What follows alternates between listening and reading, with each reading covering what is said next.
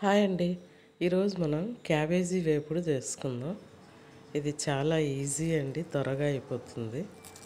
క్యాబేజ్ని అలా చిన్న ముక్కలుగా కట్ చేసి పెట్టుకోవాలండి. పచ్చెనగపప్పుని ఉడికించి పెట్టేసుకోవాలి. అంతే అండి. ఈ రెండు చేసేసుకున్నాం అనుకోండి, గబగబా చేసేసుకోవచ్చు. అసలు త్వరగా అయిపోతుంది కూడా, ఇది వేపుడు కాబట్టి. తర్వాత కడాయి పెట్టేసి దాంట్లో 2 గరిటెలు ఆయిల్ వేసుకొని, తర్వాత ఒక హాఫ్ స్పూన్ ఆవాలు వేసేసి అది వేగాక మనం కట్ చేసి పెట్టుకున్న క్యాబేజ్ కూడా వేసుకోవాలి. క్యాబేజ్ అంతటిని వేసేసి బాగా కలిపేసుకోవాలండి. తర్వాత ఒక హాఫ్ స్పూన్ పసుపు పొడి కూడా వేసుకోండి. ఇది చపాతీల్లోకి, రైస్లోకి బాగుంటుందండి. ఒక పావు స్పూన్ వేసుకుంటే సరిపోద్ది పసుపు. బాగా మిక్స్ చేసి మూత పెట్టేయాలండి. దీనికి మనము అలా మూత పెట్టేశాక కొంచెం కొబ్బరి తీసుకొని దాంట్లో వెల్లుల్లిపాయలు, కారపొడి వేసి మిక్సీ పట్టి పెట్టుకుంటే మనకు ఒక పని అయిపోతుంది అనమాట. అలా చివరిలో దాన్ని కలిపేసుకోవచ్చు. నేనేమంటే ఆల్రెడీ నా దగ్గర ఉన్న కొబ్బరి ఉంది కాబట్టి అదే వేసేసుకున్నాను. మీరైతే అలా మిక్సీకి వేసి పెట్టుకోండి. చూడండి, ఒక 2 నిమిషాల తర్వాత మూత తీసేసి మరొకసారి బాగా కలిపేసి దానికి సరిపోయేంత సాల్ట్ వేసేసి బాగా మిక్స్ చేసుకోవాలి. ఇది చాలా ఈజీగానే అయిపోతుందండి. పిల్లలు కూడా ఇష్టంగా తింటారు. మనం క్యాబేజీ టేస్ట్ ఎక్కువగా తెలియాలి అంటే కొంచెం కొబ్బరి పొడి తక్కువ వేసుకోండి. కానీ చాలామంది ఎక్కువగానే వేసుకుంటారండి. వేపుడులో కొబ్బరి రుచి బాగుంటుంది అనేసి మరొక 2 నిమిషాలు అలాగా మూత పెట్టేసేయండి.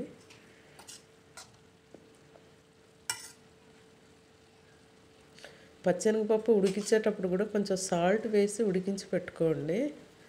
తర్వాత దీనిపైన అట్లా పచ్చెనగపప్పు వేసేయండి. మనం ఉడికించి రెడీగా పెట్టుకున్నాం కదా,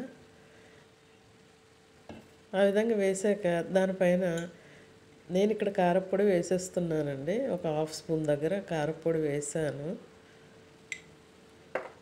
ఇంకొక హాఫ్ స్పూన్ ధనియాల పొడిను, ఒక పావు స్పూన్ జీలకర్ర పొడి కూడా వేసేసాను అనమాట.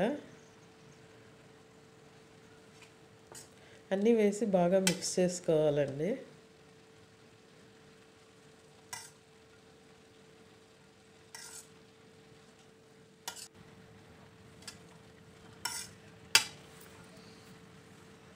తర్వాత మరొక 2 నిమిషాలు మూత పెట్టేసేయాలి. తర్వాత బాగా మిక్స్ చేయాలండి. మనం ఇంత చేసేసరికి క్యాబేజ్ బాగా మెత్తబడిపోయి ఉంటుంది. ఇక చివరిగా కరివేపాకును, మనము రెడీ చేసి పెట్టుకున్న కొబ్బరి పొడి ఉంటుంది కదండి, ఆ కొబ్బరి పొడిలోని వెల్లుల్లిపాయలు వేసి మిక్సీకి వేసి పెట్టుకోవచ్చు. నా దగ్గర అదే ఉంది, అదే వేసాను.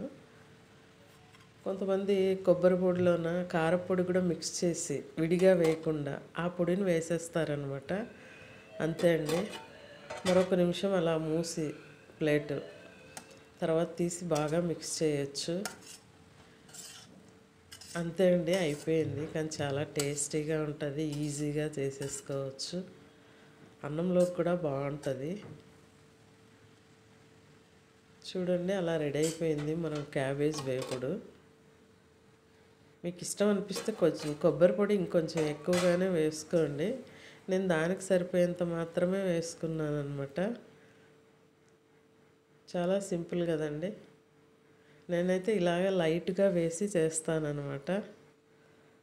ఒక్కోసారి కారం ఎక్కువ తినాలనిపిస్తే కొంచెం కారం కూడా ఎక్కువ వేసుకోవచ్చు. బాగుంటుందండి ఇది.